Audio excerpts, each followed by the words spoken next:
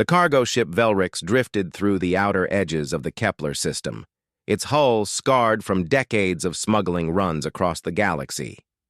Captain Draxon stood at the helm, his gray scales reflecting the dim light of distant stars. He was a Velthari, a species known for their cunning and their complete lack of moral boundaries when credits were involved. "Status report," Draxon hissed, his forked tongue flickering nervously. His second-in-command, a four-armed Karathi named Zex, pulled up the holographic display. "We collected 12 specimens from the colony world. All appear healthy. The buyers on Nexar Prime will pay handsomely." Draxon's lipless mouth curved into what passed for a smile among his kind. The slave trade was illegal in most civilized sectors, but the Outer Rim operated by different rules. Species from primitive worlds fetched high prices in underground markets. The wealthy elite of the galaxy always wanted exotic servants. "Show me the cargo," Draxon ordered. The display shifted to show the holding cells deep within the ship. Various creatures huddled in the corners of their cages. There were blue-skinned Malori from a water world, delicate beings with gills and webbed fingers. Several insectoid chirics clicked nervously in another cell. And in the smallest cage sat something that made Zex's primary heart skip a beat. "Captain, about specimen 12, Zex began carefully. "What about it?" "I think we may have made a significant error." Draxon leaned closer to the display. In the cage sat a small creature with pink skin, brown fur on top of its head, and large, wet eyes. It couldn't have been more than 6 solar cycles old by the looks of it. The creature was crying, tears streaming down its rounded face. "What is it?"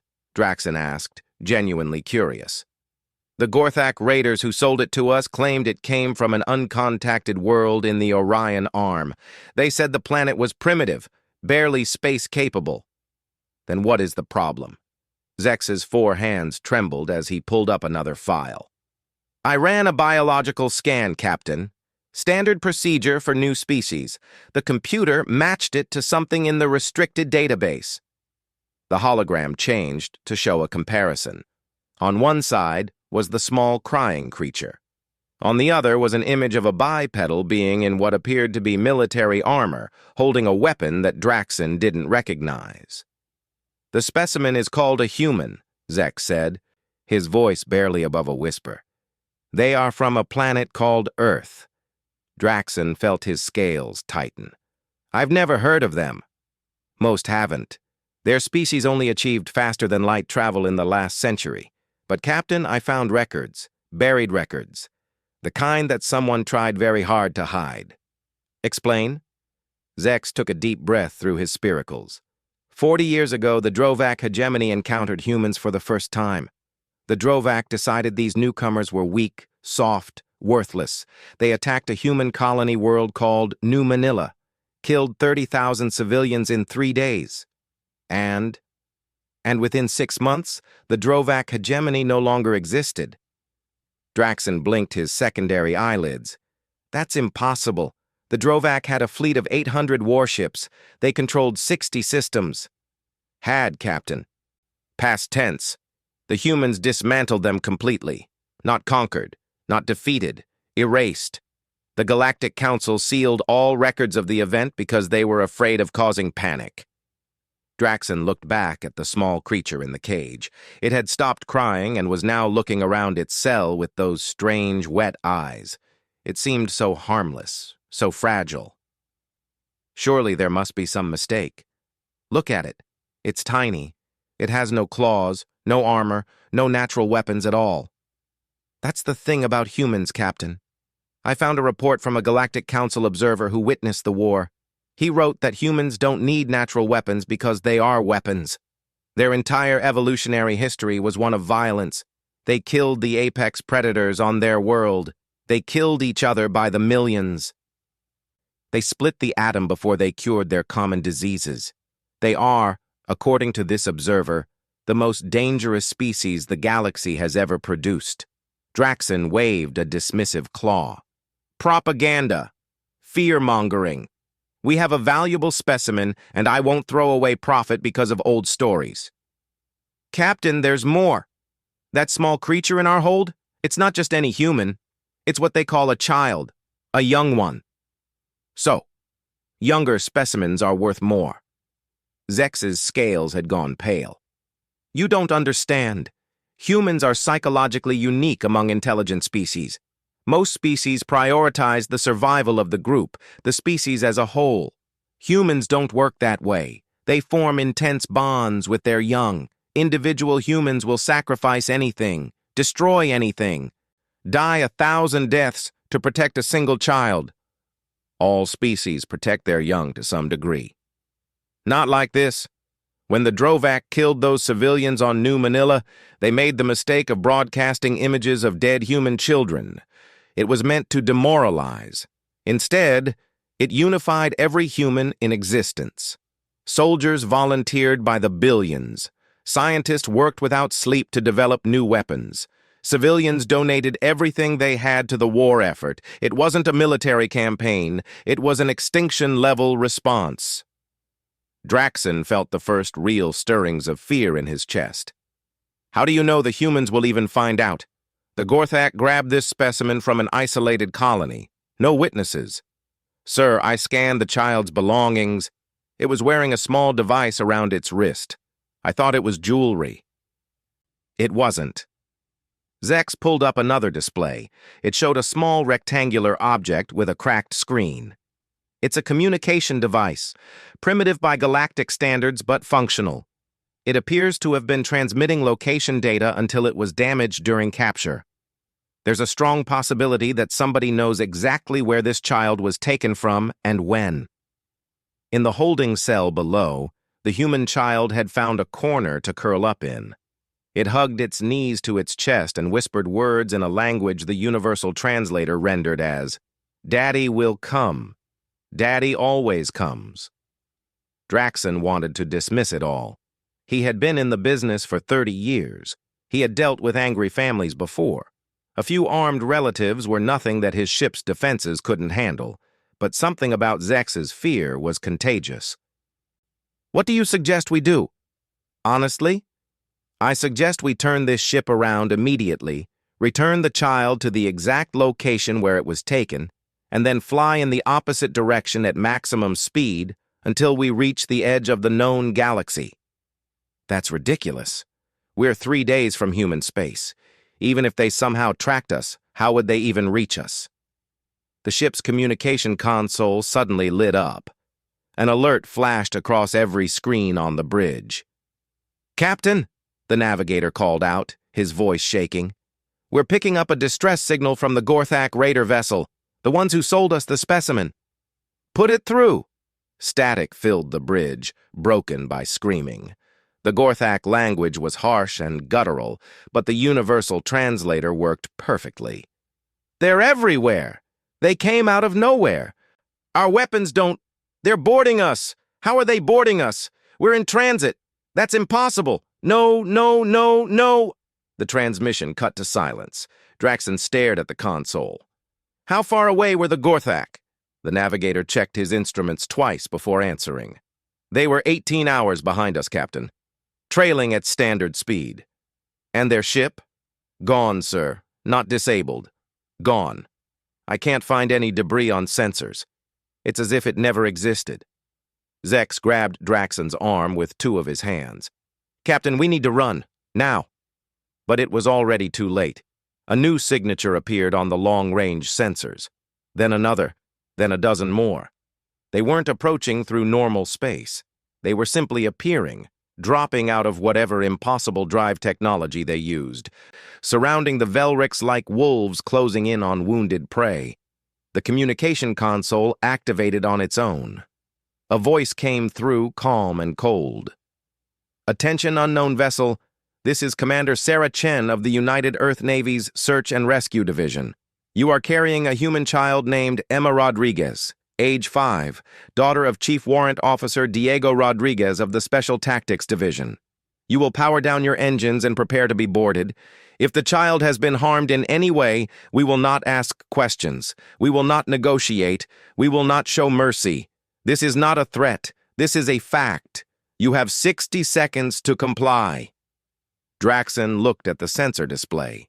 12 ships had them surrounded. Each one was bristling with weapons that the computer couldn't even identify. And more signatures were appearing every second. "How?" he whispered. "How did they find us so quickly?" Zex had already started powering down the engines. "It doesn't matter how. Captain, when I said humans were dangerous, I wasn't being dramatic. Their military doesn't have a chain of command like we do. When one of their children is taken, every single human with the ability to help drops everything and responds. Right now, there are probably hundreds of ships converging on our position. And if that child's father is really Special Tactics Division? What is that?" "I don't know exactly. But according to the sealed records, when the humans finally destroyed the Drovak homeworld, they didn't use their fleet. They sent in 27 soldiers from something called Special Tactics. Those 27 soldiers killed a planetary population of 9 billion in 6 days. They did it personally, up close." The console crackled again. 50 seconds. In the holding cell, the human child named Emma Rodriguez had stopped crying. She had heard the voice on the speaker, and even though she was only 5 years old, she understood something that Draxon was just beginning to realize. She smiled. Her daddy was coming, and he was going to hurt the bad aliens very, very much. Draxon dropped into his command chair, all the strength leaving his body. His scales had gone completely white with terror. He had spent 30 years taking whatever he wanted from the galaxy without consequences. He had finally taken the wrong thing. "What do we do?" he asked, his voice cracking. Zex was already moving toward the holding cells. "We give them back their child and pray to whatever gods will listen that they kill us quickly. 30 seconds. The ships outside had stopped appearing. The final count on the sensors showed 47 vessels, more firepower than most systems had in their entire defense force, all of it brought together in less than a day, all of it for one small child. Draxon had heard stories about pack animals on primitive worlds, about how some species would fight to the death to protect a single member of their group. He had always thought it was inefficient, stupid even. He understood now. It wasn't about efficiency. It wasn't about logic. It was about something much more terrifying. 10 seconds. Humans loved their children the way stars loved gravity, the way black holes loved everything that came too close. It was absolute. It was unstoppable. It was the kind of force that couldn't be reasoned with or bargained with or escaped from. The Gorthak had learned that lesson 18 hours ago. Now they were atoms scattered across empty space. Draxon was about to learn it too. The countdown reached 0, and the airlocks began to breach. Commander Sarah Chen watched the breach teams move through the airlock with the precision of predators who had done this 1,000 times before. Her ship, the UEN Relentless, held position at the center of the formation, while her soldiers poured into the alien vessel like water through cracks in a dam. "All teams report," she spoke into her communicator. "Alpha Team, lower deck secure. Found the holding cells. Multiple alien species in cages. One human child appears unharmed." Chen felt her chest loosen slightly. "Status on the child?" "Scared but healthy. She's asking for her father." "Tell her he's on his way. Get her to medical immediately." "Copy that. What about the slavers?" Chen looked at the tactical display. Red dots indicated hostile contacts throughout the alien ship. 23 crew members in total, all armed, all currently cowering in various corners of their vessel. "Secure them, all of them. I want them alive." "Understood, Commander." Alive wasn't mercy. Chen knew that better than anyone. Sometimes death was the easy way out. The Galactic Council had been very clear in their treaties with humanity. No more extinction events. No more erasing entire species from existence. Humanity had agreed to those terms, publicly at least. But there were other ways to send messages. The second airlock breach alarm sounded, and Chen turned to see a shuttle docking with her ship. The markings on its hull made her straighten her spine. Special Tactics Division. The child's father had arrived. Chief Warrant Officer Diego Rodriguez stepped onto her bridge 5 minutes later. He wasn't a large man by human standards. Average height, lean build, dark hair graying at the temples. His face was completely blank, showing no emotion at all. That absence of feeling was more terrifying than any rage could have been. "Commander Chen," he said quietly, "thank you for your quick response. We got the alert 12 hours ago. Mobilized everything we had." "Everything?" Chen nodded toward the tactical display. 47 ships, 8,000 personnel. We pulled resources from 3 different sectors. Admiral Morrison declared a child recovery emergency. That means unlimited authority, unlimited resources until recovery is complete. Rodriguez's jaw tightened slightly. "And my daughter?" "Alive and unharmed. Medical is checking her now. You can see her as soon as we're finished here." "Finished with what?" Chen pulled up the sensor logs. "We tracked the ship that originally took her. Gorthak raiders operating out of a base in the Terminus sector. They've been hitting isolated colonies for months. We thought they were just taking supplies. Turns out they had a side business." "Slavers?" "Yes. They grabbed Emma from the park on Kepler 4 while she was playing. Your wife saw it happen. She triggered the emergency beacon on Emma's watch before it was damaged." Rodriguez closed his eyes. "Marina, where is she now?" "On her way here. She was the one who identified the species responsible. She recognized the Gorthak ship design from her xenobiology work. I need to see the raiders. They're dead. We caught up to them before they could transfer Emma to this ship." "How dead?" Chen hesitated. "The boarding team encountered resistance. Standard protocols were followed." Rodriguez looked at her steadily. "I asked how dead, Commander." 17 hostiles. 13 were killed during the breach. 4 survived long enough for interrogation. They gave us the location of this ship and confirmed that Emma had been sold to Captain Draxon approximately 6 hours before we arrived. Where are those 4 now? They didn't survive the interrogation. Rodriguez nodded slowly. And this ship? This Captain Draxon? He surrendered immediately. Didn't even try to fight.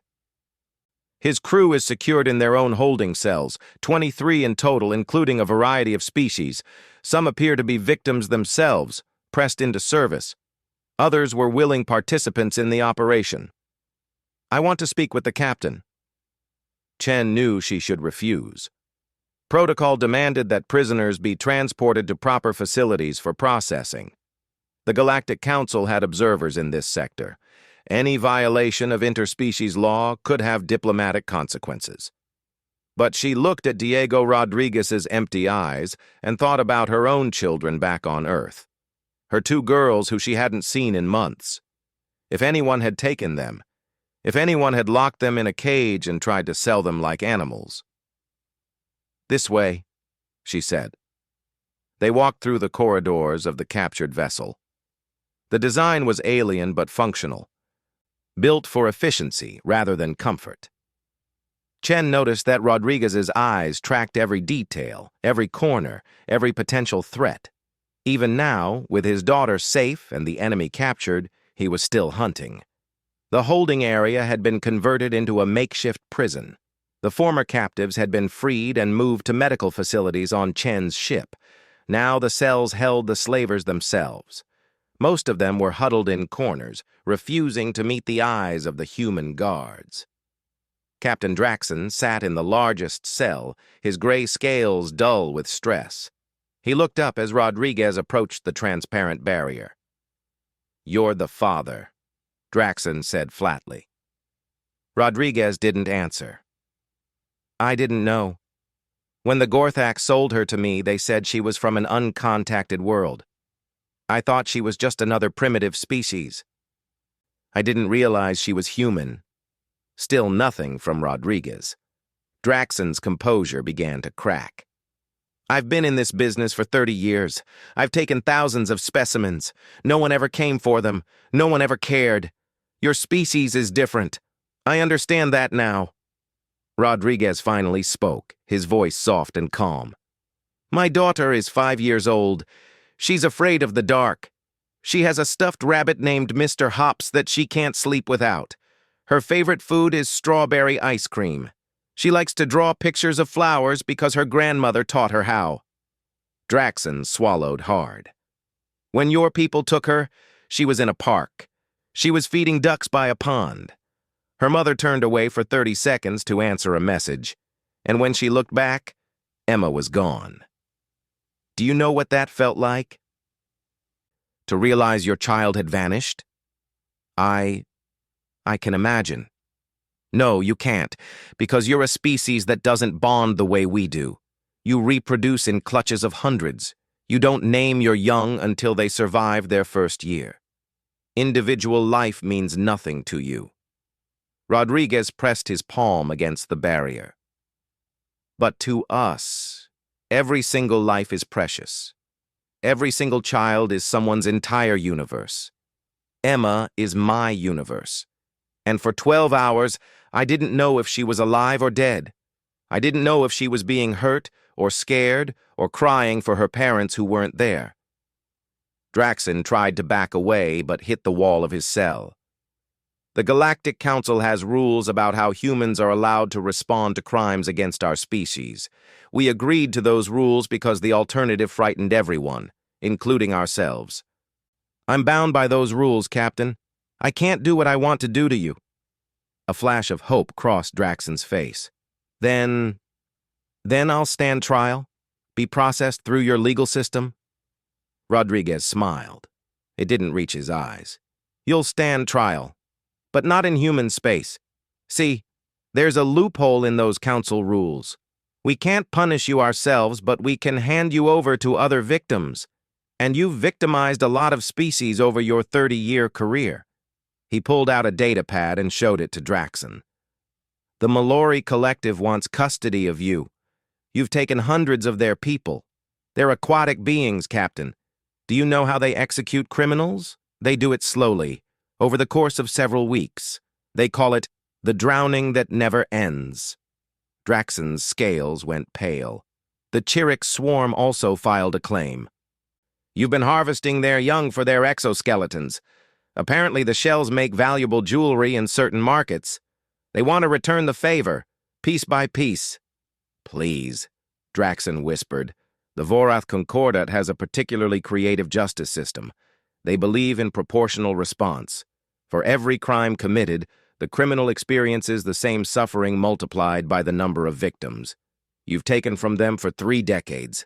The mathematics are not in your favor. Rodriguez stepped back from the barrier. The Galactic Council will decide which claim has priority. But I've already spoken to the representatives from each species. They've agreed to share. You'll be extradited to each system in turn to face justice according to their customs. By my estimation, you have approximately 600 years of punishment waiting for you. And since your species can live for 3 centuries, they've agreed to keep you alive through artificial means. Draxon collapsed to the floor of his cell. A keening wail escaped his throat. My daughter asked me once why bad things happen to good people. I told her that sometimes the universe is unfair, but that Daddy will always protect her from the bad things. I keep my promises, Captain. I always keep my promises.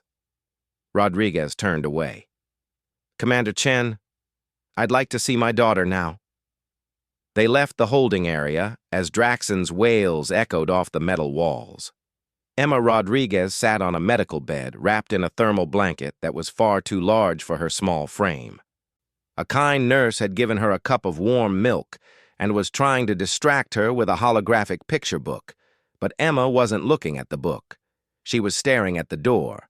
When it opened and her father walked through, she launched herself off the bed so fast that the blanket went flying. Rodriguez caught her in midair, lifting her up and holding her tight against his chest. Daddy, Daddy, I knew you would come. I told the mean aliens that you would come. I'm here, baby. I'm here. Nobody's going to hurt you ever again. Emma buried her face in his neck, her small body shaking with sobs. They put me in a cage, Daddy. Like an animal, they were going to sell me. I know, sweetheart, I know. But it's over now. You're safe. Commander Chen stood in the doorway, watching the reunion. Her own eyes were wet. She thought about sending a message to her girls, telling them how much she loved them. She would do that tonight. She would do that every night. Mr. Rodriguez, Emma sniffled. They took Mr. Hops. The aliens took him and I don't know where he is. Rodriguez stroked her hair. We'll find him. I promise. Chen cleared her throat. Actually, sir, we recovered a stuffed rabbit from the Gorthak vessel. It was in the evidence locker. I'll have someone bring it immediately. Emma's face lit up through her tears. Really? Really, sweetheart. Your bunny is safe, too. Rodriguez looked at Chen over his daughter's head. The gratitude in his eyes was overwhelming. Thank you, Commander. For everything. It's what we do, sir. No child left behind. Not ever. An hour later, the fleet began its journey back to human space. The prisoners had been processed and prepared for transport to their various destinations. The other captured aliens, the true victims, were being taken to rehabilitation facilities where they would receive help. Chen stood on her bridge watching the stars streak past as they entered faster-than-light travel. Her communications officer spoke up. Commander, we're receiving a message from Admiral Morrison. He wants a full report on the operation. Tell him the mission was successful. Full recovery, minimal casualties, all hostiles secured. He also wants to know about the diplomatic situation. The Galactic Council is apparently concerned about the scale of our response. They think 47 ships for one child was excessive. Chen laughed humorlessly. Excessive. They still don't understand us, do they? Apparently not. Ma'am, send this response to the Council. Tell them that we deployed 47 ships because that's what we had available in 12 hours. Tell them that if it had taken longer, if we had needed more time, we would have sent 400 ships, or 4,000, or every single vessel in our entire fleet. She turned to face her crew. Because that's what humans do. When someone threatens our children, we don't calculate cost versus benefit. We don't weigh diplomatic consequences. We respond with everything we have, and we don't stop until our children are safe and our enemies understand that there are some lines that can never be crossed. The crew nodded in silent agreement. Somewhere in the ship's medical bay, Emma Rodriguez slept peacefully in her father's arms, clutching a slightly battered stuffed rabbit named Mr. Hops. She would have nightmares for a while. She would need time to heal, but she would heal, because she was surrounded by people who would burn the entire galaxy to ashes to keep her safe, and the galaxy was finally beginning to understand what that meant. The Galactic Council chamber fell silent as Ambassador Helena Vasquez took her place at the human delegation's podium. 300 representatives from across known space watched her with expressions ranging from curiosity to fear. The emergency session had been called specifically to address what the media was calling the Rodriguez incident. High Counselor Thexari, a towering insectoid being with crystalline wings, raised one of her appendages for attention. This assembly recognizes the human delegation. Ambassador Vasquez, you may speak. Vasquez activated her translation matrix and began. Honored members of the Galactic Council, I understand that many of you are concerned about humanity's response to the kidnapping of Emma Rodriguez. I am here to provide context and to address those concerns directly. A murmur rippled through the chamber. The Volnar delegation shifted uncomfortably. The Kreth representatives exchanged worried glances. First, let me state the facts. 12 days ago, a human child was abducted from a park on Kepler 4 by Gorthak raiders. She was 5 years old. She was taken in broad daylight while playing. Her mother watched helplessly as the raiders escaped into orbit. Vasquez pulled up a holographic image of Emma. The small girl smiled at the camera, her brown eyes bright with innocent joy. Within 1 hour of the abduction, a child recovery emergency was declared. This designation, unique to human military doctrine, grants unlimited authority and resources to recovery operations. It supersedes all other priorities. It cannot be countermanded by any political or military authority. The Zelthari ambassador raised a tendril. We were told that you deployed 47 warships. Is this correct? It is. And I should clarify that this number only represents the ships that reached the target in time. An additional 112 vessels were en route when the operation concluded. If needed, more would have followed. For one child. The Zelthari's translator conveyed genuine disbelief. For any child. The number doesn't matter to us. 1 child or 1 million, the response would be the same. High Counselor Thexari leaned forward. Ambassador, this assembly has expressed concern that your species' response was disproportionate. The Gorthak raiders, while criminals, were operating in neutral space. The scale of your retaliation raises questions about humanity's commitment to galactic law. Vasquez smiled thinly. With respect, High Counselor, I believe the Council misunderstands the nature of human society. We do not view the protection of our children as a military operation subject to rules of engagement. We view it as a fundamental biological imperative that exists outside the framework of law entirely. You're saying you would break galactic law to protect your young? I'm saying that no law we have ever written has successfully prevented humans from protecting their children. Not our own laws, and certainly not yours. This isn't a policy choice. It's how we're built at the genetic level. The Mallory representative, a blue-skinned aquatic being speaking through a water-filled helmet, interjected. We wish to add our voice to this discussion. The Mallory Collective has filed formal charges against Captain Draxon and his crew. We support humanity's actions in this matter. Other delegations began to speak up. The Chirrut swarm added their support. The Vorath Concordat expressed gratitude for the rescue of their enslaved citizens. One by one, the species that had suffered under Draxon's slave trade aligned themselves with humanity. Thexari observed this shift with compound eyes that revealed nothing.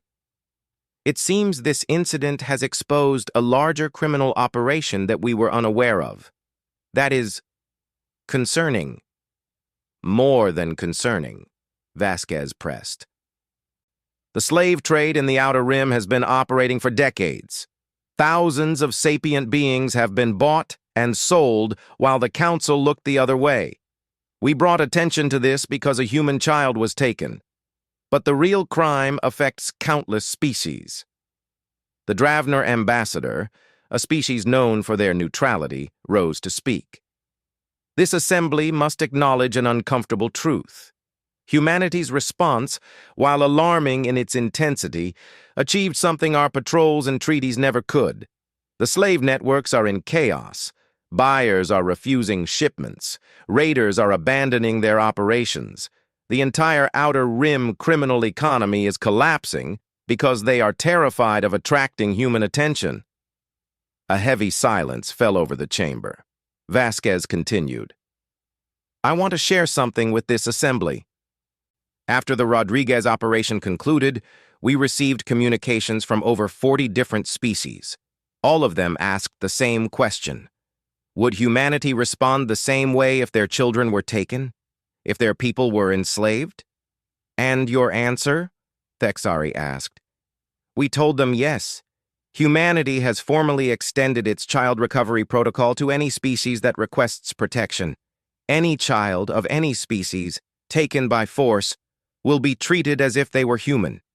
We will respond with the same fury, the same resources, the same absolute commitment. The chamber erupted in noise. Dozens of delegations spoke at once, their voices overlapping in a chaos of languages and emotions. Vasquez raised her voice. This is not imperialism. This is not conquest. We are not asking for territory or tribute. We are simply stating a fact about human psychology. We cannot watch children suffer. We cannot stand by while the innocent are victimized. It goes against everything we are. The Kreth ambassador stood, his massive form blocking several camera drones. You speak of protection, but we remember what humanity did to the Drovak. You didn't just defeat them, you erased them from existence. How can we trust that your protection won't become extinction? Vasquez nodded slowly. The Drovak incident? Yes.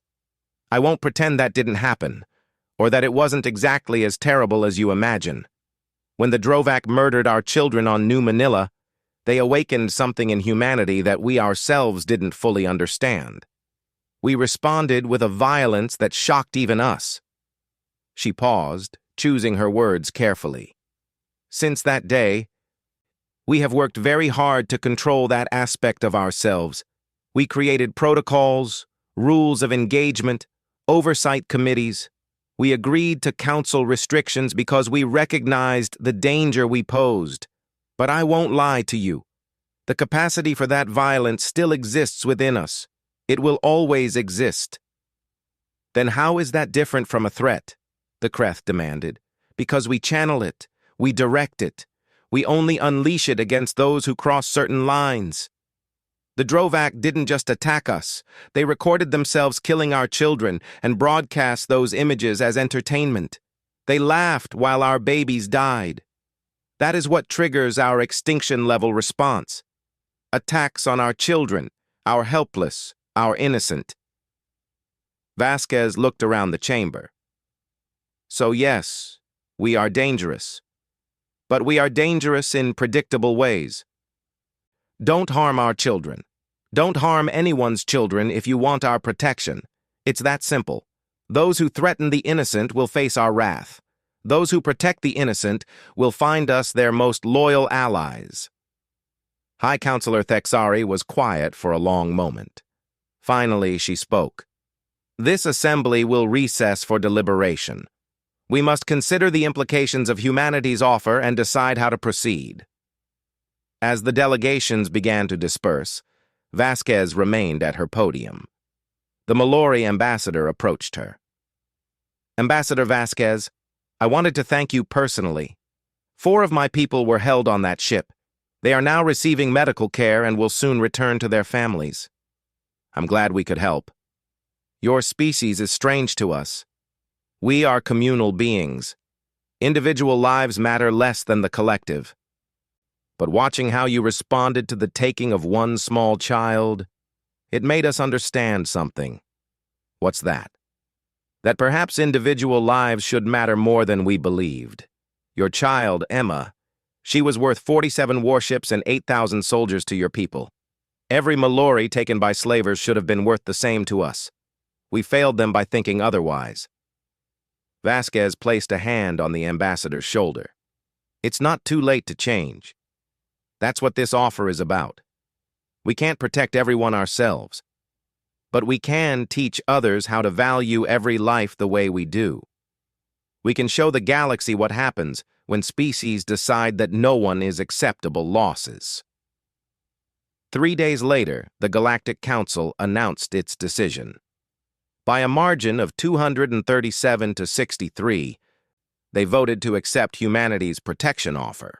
A new treaty was drafted, creating the Child Protection Alliance. Humanity would provide military support, training, and resources to any member species facing threats to their young.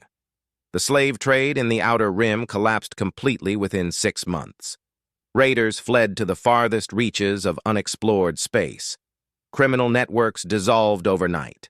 The message had been received clearly throughout the galaxy. Take someone's child and humans will come for you. It doesn't matter where you hide. It doesn't matter how strong you think you are. They will find you, and they will make an example of you that other criminals will remember for centuries. On Earth, Emma Rodriguez started her first year of school. She still had nightmares sometimes. She still slept with a nightlight because the dark reminded her of the cage. But she was healing, slowly but surely. Her father had retired from special tactics to spend more time with his family. He walked Emma to school every morning and picked her up every afternoon. He was there for every nightmare, every scared moment, every time she needed to be reminded that she was safe. One day, about a year after the incident, Emma came home from school with an unusual question. "Daddy, my teacher talked about the galaxy today. She said there are lots of different aliens out there." Diego set down his coffee. "That's right, sweetheart. Thousands of different species. She said some of them used to be mean to other aliens. They would take them away and hurt them, but then they stopped because they were scared of us. Of humans." "That's mostly true." Emma climbed into his lap, a habit she hadn't outgrown despite her teacher's insistence that she was too old for it. "Was I one of the ones they took? Was I taken by the mean aliens?" Diego felt his heart clench. They had discussed this before in simple terms. But Emma was getting older. She was starting to understand more. "Yes, baby. You were taken. But we got you back. Because you came for me. Like you promised." "Like I promised." Emma was quiet for a moment. "Daddy, if other alien kids got taken, would you help get them back too?" Diego thought about the Child Protection Alliance, about the training programs his former colleagues were running across the galaxy, about the new generation of rescue teams being formed from a dozen different species, all learning to fight with human ferocity for their own children. "We're teaching everyone to help each other now, so no kid, human or alien, ever has to be scared like you were." Emma nodded seriously. "That's good. Nobody should be locked in a cage. Nobody should be sold like a toy. It's mean and wrong." "You're absolutely right. And if anybody tries to do it again, we'll stop them." "Yes, Emma. We'll stop them every single time." She hugged him tight. "Good. Because that's what heroes do. And you're my hero, Daddy." Diego held his daughter close and looked out the window at the stars beginning to appear in the evening sky. Somewhere out there, alien children were sleeping peacefully because the galaxy finally understood what humans had always known. Every child matters, every single one. And there is no force in the universe more powerful than the love of a parent for their child. The slavers had learned that lesson the hard way. The Drovak had learned it decades before. Now the entire galaxy understood. Some lines should never be crossed. Some targets should never be touched. And when it comes to children, humanity would always be watching, always ready, always willing to remind the universe what happens when you hurt an innocent. That was the legacy of Emma Rodriguez, a 5-year-old girl who had been stolen from a park and locked in a cage, a child whose kidnapping had accidentally united a galaxy in the protection of the innocent. She would grow up to do great things. But her greatest contribution to the universe had already been made, on the day when the galaxy learned to be afraid, not afraid of humanity. Afraid of what would happen if they ever threatened a human child again.